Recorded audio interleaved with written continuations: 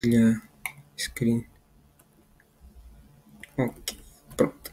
Então, assim, a gente mexeu para já em algo suficientemente bom para entendermos como funciona o wireframes.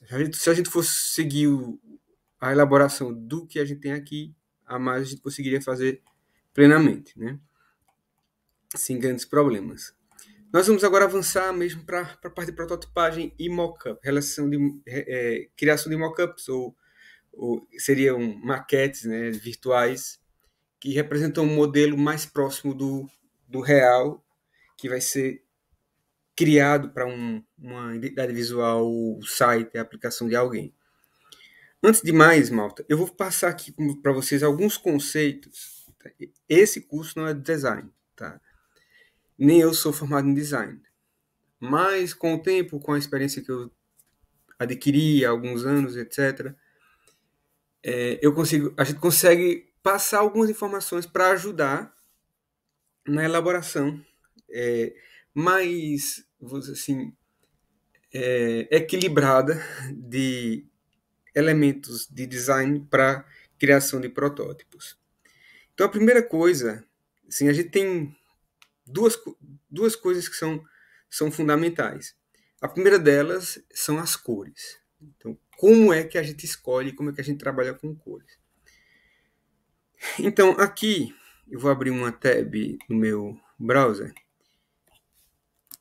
e vou entrar num site chamado aqui Adobe Colors, que é esse aqui, Adobe Color Palette Generator. Precisa de uma conta para ele. Eu vou copiar aqui o endereço, pera lá, Adobe Color. Por que eu indico a Adobe, né? Vou colocar aqui o endereço no chat para vocês. A Adobe, no que diz respeito a desenvolvimento de ferramentas gráficas, ou mesmo o desenvolvimento de perfis de cores ou de perfis de cores para hardwares gráficos, ela sempre foi pioneira. No mundo das gráficas profissionais, existe assim, um certo respeito a o que a Adobe faz. Então, a Adobe, a gente usa muito a Adobe Acrobat Reader e tal, mas a Adobe ela é muito mais que isso. Então, padronização de sistemas, de cores, etc., ela tem feito isso desde muito tempo, né? Década de 90, os anos 2000. E os softwares, tanto os softwares deles são muito bons nesse quesito, quanto mesmo as aplicações que eles nos facultam.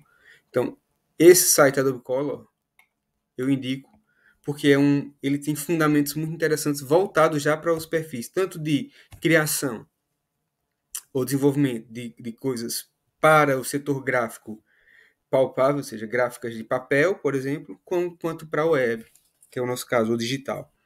Vou fazer aqui o login com minha conta, continuar.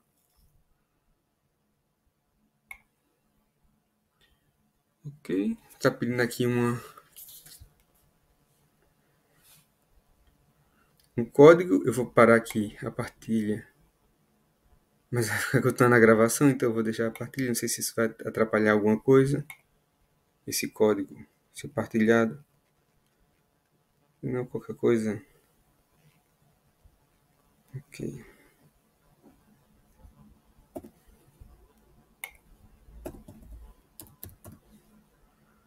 Pronto, já está aqui, verificou minha conta,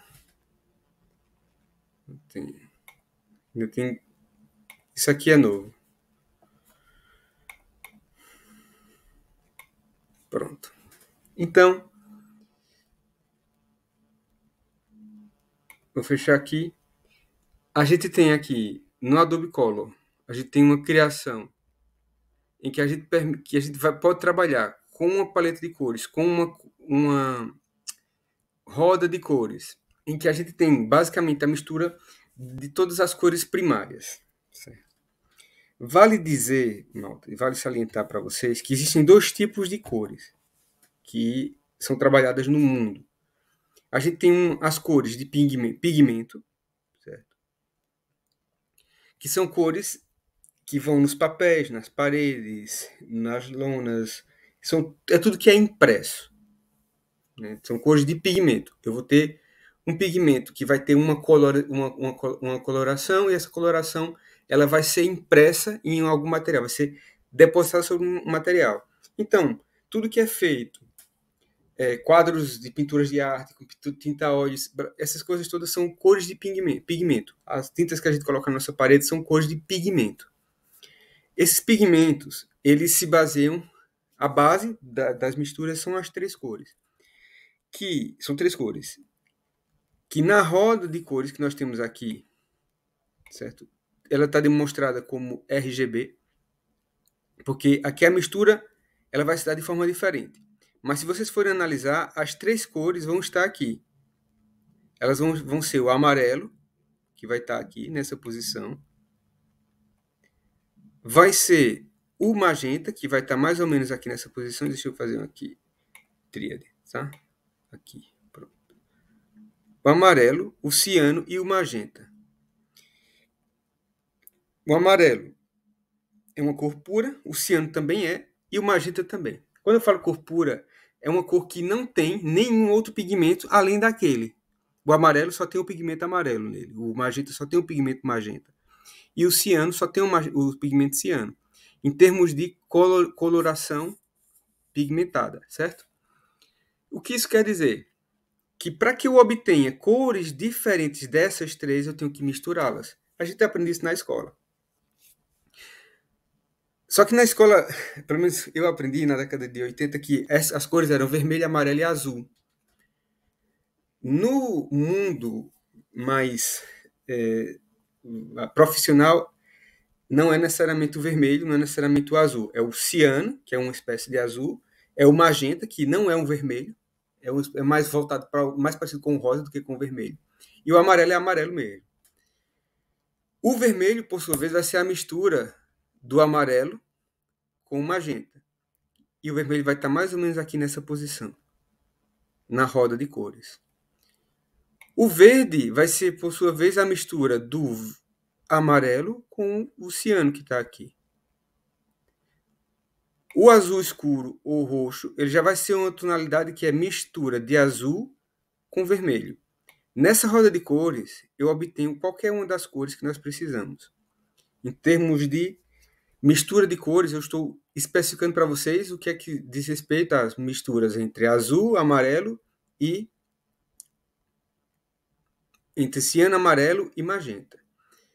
No entanto, se vocês perceberem aqui, ó, a gente tem RGB, tipo de modo de cor. O que isso quer dizer? Eu tinha falado até agora que no mundo existem os pigmentos e existem outro tipo de cor, que é as cores luminosas.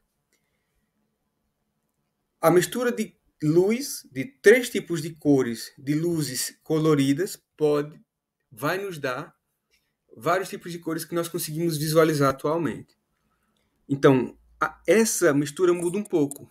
E ela muda também na forma de que ela é aplicada. Por quê? Nas cores pigmentadas, por exemplo, o branco é a ausência de cor. No papel, geralmente os papéis impressos são brancos. E a gente imprime sobre o branco. Então, o preto é a presença de todas as cores. No pigmento, a mistura do amarelo, do magenta e do azul resulta no preto. Logo, se eu misturo essas três cores sobre uma folha branca, eu vou ter a impressão da cor preta numa folha branca. Então, cor pigmentada. A ausência de cor é branco. Nas cores de luz, as cores iluminadas, se eu puder assim dizer, a gente tem um processo um bocado diferente, que é a ausência de cor é o escuro. Por quê? Porque a ausência de luz é o preto. Tanto que os monitores de vocês, se vocês começarem a olhar aqui, por exemplo, o preto, para nós, são pixels apagados. Pixels, eu não sei qual é o plural do pixel em inglês ou português. O pixel, que é a menor unidade de luz que compõe um ecrã, certo? Imagine que um ecrã cheio de quadradinhos. E cada quadradinho é um ponto de luz. Esse ponto de luz, o menor ponto de luz é o que é o pixel, ele vai emitir uma cor. Se ele não emite cor, o que eu vou ter? Um ecrã preto. Tanto que se nós desligarmos o nosso ecrã, vamos ter um ecrã preto, porque falta luz.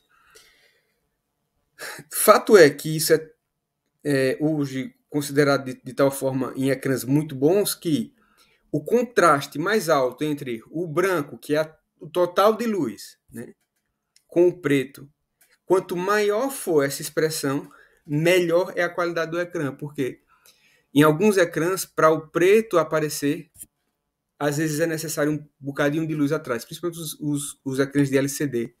Né? Já hoje os OLED já não são assim os de os de LED ou OLED já não são isso, ou seja, porque cada ponto é um emissor, é um diodo, que ele pode ser ligado ou desligado. Os LCDs eram diferentes, então, ou seja, eu tenho uma luz por trás e uma camada transparente que vai emitir uma cor. E a luz vai passar por aquela cor e vai permitir que o utilizador veja a cor do pixel. No caso dos monitores OLED ou de LED, isso é diferente. Cada ponto de luz ele emite a sua luz própria. Então, mantendo ainda o que a gente está falando aqui acerca disso. E por que a gente está falando disso? Para que a gente entenda que o contraste num ecrã é totalmente diferente do contraste que existe num papel. E que nem tudo que eu faço para um ecrã é exatamente igual ao que eu vou ter no papel. Por isso que vale muito a gente utilizar sistemas de cores e de conversão. Por exemplo, se eu quiser converter as cores do meu ecrã para um papel, eu vou ter que sair de uma conversão de RGB para que eles chamam de CMYK, que é ciano, magenta, amarelo, que é Y, né? É ciano, magenta e yellow, black. Porque o black acaba sendo um complemento sempre. Sempre vai ter um complemento de preto. Porque mesmo que a junção das três cores, ciano, magenta e yellow, não dá um preto perfeito. Não dá um preto, assim, como eu ia dizer, vivo. No RGB, como eu disse, a ausência de luz é preto e a presença de luz é branca. Isso quer dizer que se eu tiver o red, que é da sigla, o green e o blue em 100% da sua expressão, eu vou ter uma luz branca. Se eu tiver em 0% o red, o green e o blue, eu vou ter a cor escura, que é o preto. Ainda, certo? Vamos aqui para uma coisa das paletas de cores. Aqui na paleta de cores, então, eu consigo vislumbrar formatos ou métodos que já foram adotados por alguns estudiosos, artistas. Por exemplo, tem um artista chamado Delacroix, que foi uma das pessoas mais importantes do que diz respeito à relação entre cores. Ele basicamente foi o criador da teoria da complementariedade de cores, que é isso aqui que a gente visualiza, né? Para ele, segundo o que eu li, ele disse que uma vez ele foi para estava passando uma feira de tecidos e viu um tecido roxo ao lado de um tecido amarelo. Não, viu um amarelo. Foi assim, ele foi lá, passou e viu uma cor amarela muito viva. E aí pegou aquele tecido e levou para casa porque ele queria representar aquela cor no quadro. E ele misturou tudo que ele podia e não conseguia. Ele não conseguia obter aquela cor que ele tinha visto. Então, quando ele voltou no lugar que ele estava, ele viu que o amarelo estava próximo do roxo, de um tecido roxo. E ele percebeu que o amarelo ele era complementado pelo roxo, o roxo, no que diz respeito à vivacidade da cor. Então, por isso que elas são complementares. Elas estão em lados opostos do círculo e se complementam.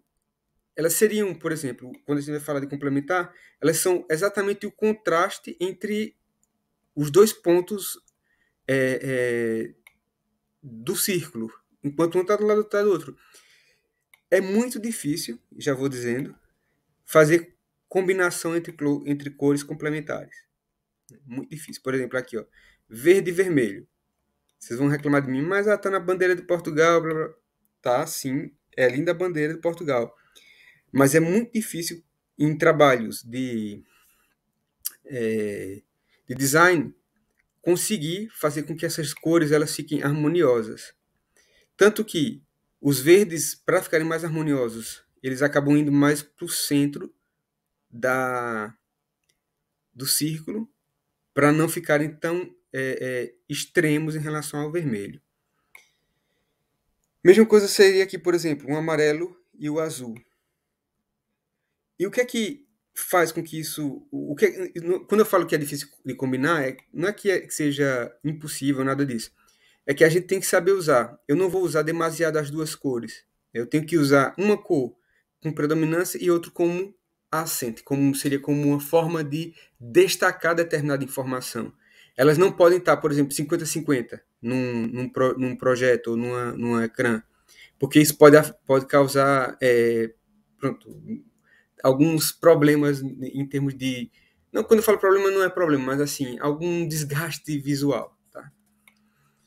Então, aqui a questão de complementariedade, elas se complementam, elas são extremos entre uma e outra, uma realmente destaca a outra, tanto o amarelo quanto o roxo se destacam. Se eu tiver uma... Eu vou mostrar aqui, por exemplo. Vou pegar aqui e vou fazer isso. Vou fazer isso aqui e vou pegar a cor amarela para isso aqui. Deixa eu fazer aqui. É porque não tem CMYK. O Figma é feito para web, basicamente web não, para digital. Ele não é feito muito para impressão em papel. Mas eu vou pegar aqui o amarelo, vou pegar aqui e vou colocar aqui em cima do amarelo. Vou colocar um ponto, um círculo, certo? Um círculo roxo. Tá aqui. Vejam lá. Como é que eu posso, por exemplo, fazer isso utilizando lá a minha roda de cores? Eu vou pegar aqui, por exemplo, amarelo e o roxo está aqui. Esse amarelo está aqui, ó, essa cor que eu copiei. Esse roxo é essa aqui, ó. Copiei aqui o amarelo, vou colocar ele aqui. Ctrl V.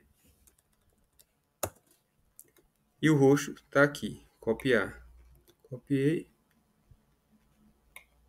Acho que é esse aqui. Cadê?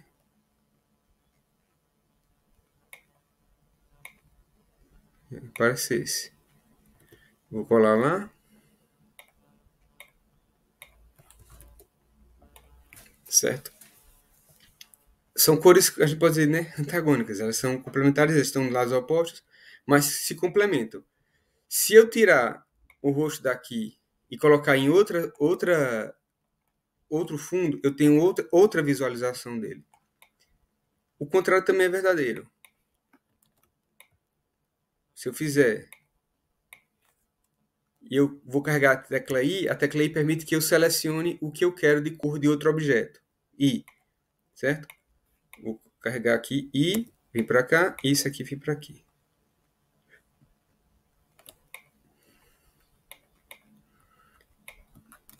Deixa eu colocar isso aqui de novo.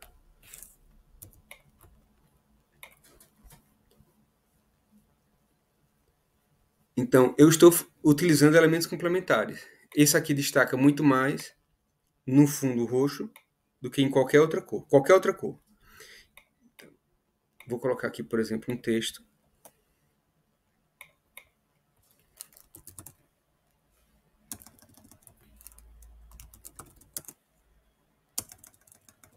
No code 003.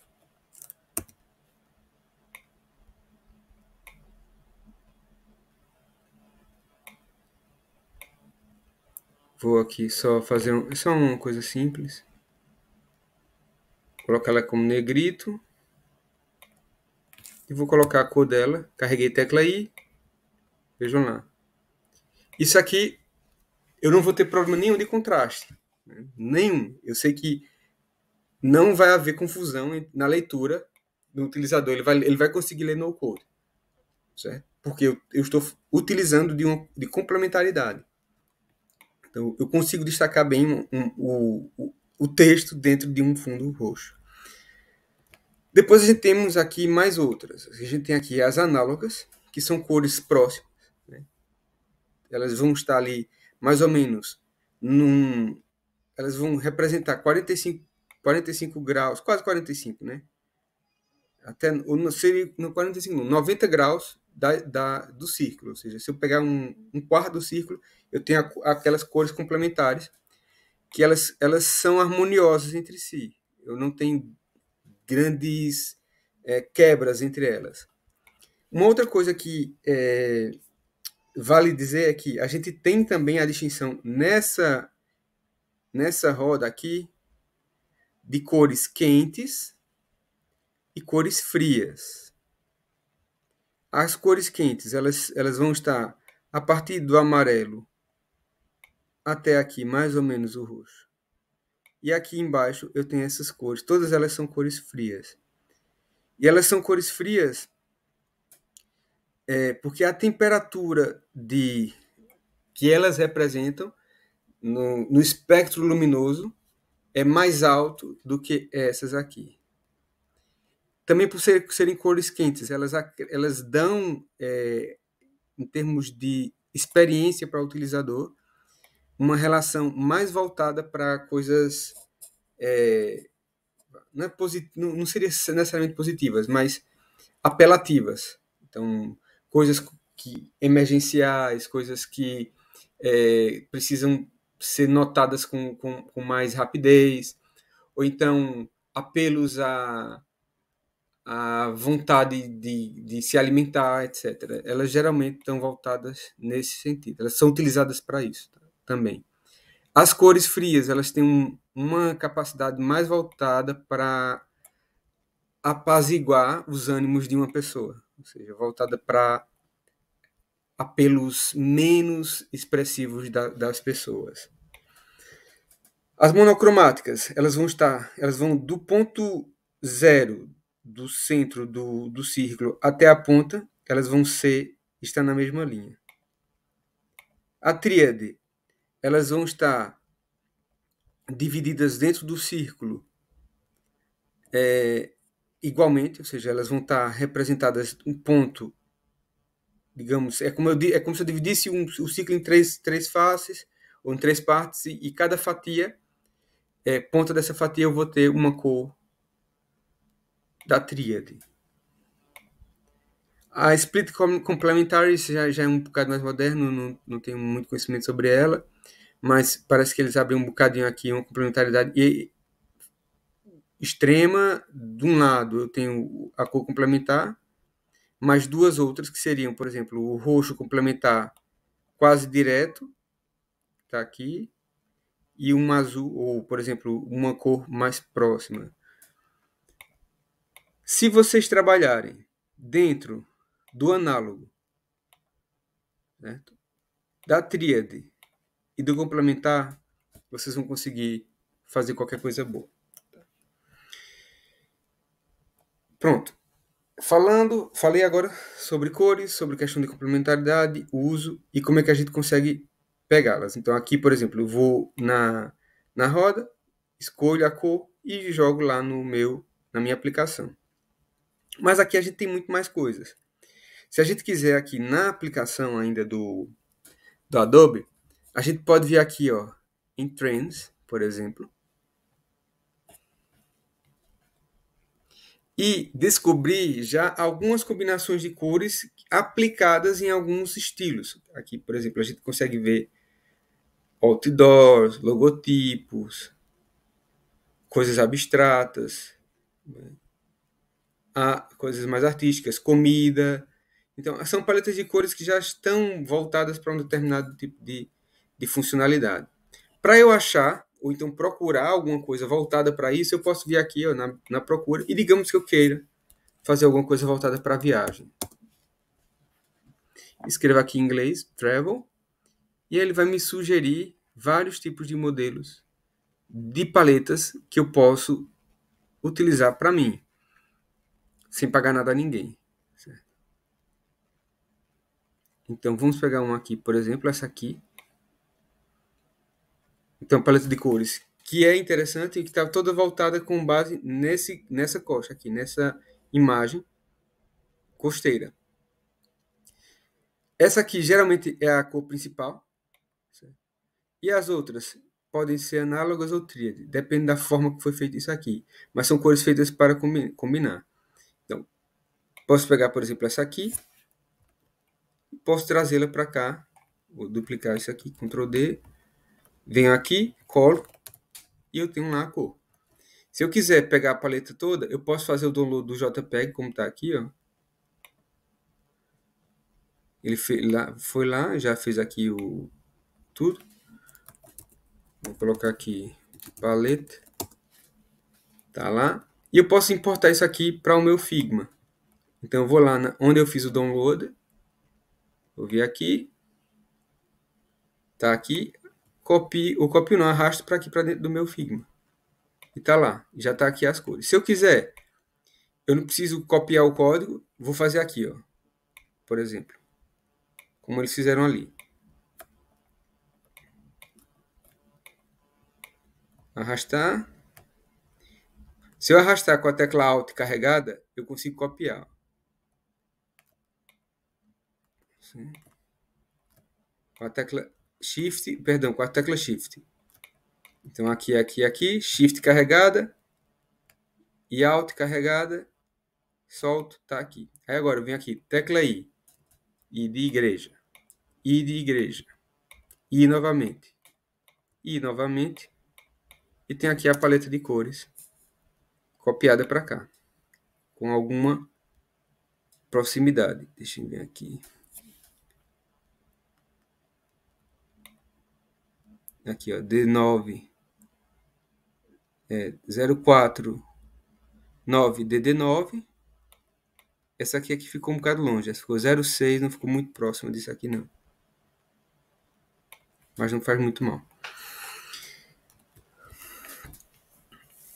Okay, então, voltando aqui, nas trends, eu consigo escolher cores.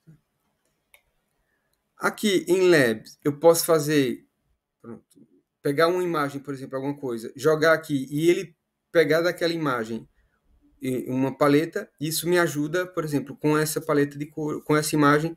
Digamos que eu já tenho um produto, alguém já fez alguma coisa e quer daquilo ali faz identidade visual. Eu jogo aqui, ele vai pegar as imagens, ou então simplesmente já tem identidade visual, mas não tem as informações das cores. Se coloca a coisa aqui, eu vou pegar a informação das cores a partir desse vetor que foi adicionado.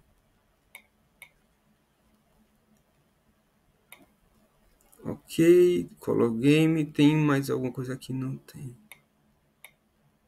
Aqui não tem. Ok. Tem uma coisa aqui que achei. Ainda aqui na parte de Create, na Color Wheel, no Accessibility Tools, a gente tem a indicação de contraste rácio.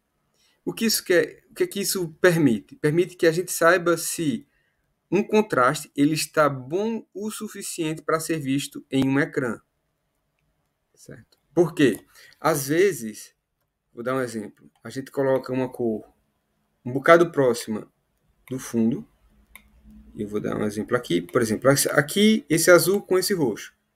Eu vou pegar esse roxo aqui, vou jogar aqui como fundo. É o roxo. E vou pegar aqui esse azul e vou colocar lá no text color. E olhem lá. Ele diz que o contraste de rácio está quase de 1 para 1. Isso quer dizer que é quase as mesmas coisas, estão muito próximas. Eu vou ter dificuldade de ler isso aqui. É mesmo muito mal de ler. Está dizendo aqui, ó, muito mal, muito mal, muito mal. E diz aqui que o ideal seria esse tipo de contraste aqui, ó. Se eu aplicar, aí ele vai dizer para mim, ó, o contraste ideal é você manter lá o fundo escuro, mas com o texto nessa cor. Então eu vou lá e agora eu vou colocar o texto. Venho aqui, coloco o texto, perdão, é isso. E agora sim eu já consigo um contraste adequado e não agressivo para os olhos. E realmente visível, bem visível, ou seja, 5 para 1. A diferença de cor, eu tenho uma tonalidade 5 tons acima para uma tonalidade 5 tons abaixo. Pronto, eu não vou falar muito mais sobre isso, também já estamos no final da aula. Isso aqui foi justamente para explicar, porque a próxima parte que a gente vai falar vai ser sobre fontes. Eu falei a primeira parte sobre cores, que é uma parte muito importante, né? Combinação de cores, utilização de cores, contraste, isso tudo que eu falei aqui. E a próxima que a gente vai falar vai ser fontes, tipos de fontes, como é que eu devo usar uma fonte, qual é o melhor tipo de fonte para determinado tipo de trabalho, e por aí vai. Onde eu posso procurar boas fontes, quais as classificações que existem básicas para as fontes, etc, etc. Isso tudo a gente fala na próxima aula. Não na próxima, porque a próxima sexta-feira vai ser assíncrona, e aí eu vou fazer um exercício para vocês voltado para wireframe. Mas na próxima semana a gente vai falar sobre fontes e vamos fazer os primeiros exercícios voltados para isso. Backgrounds, textos, etc. Tá bem?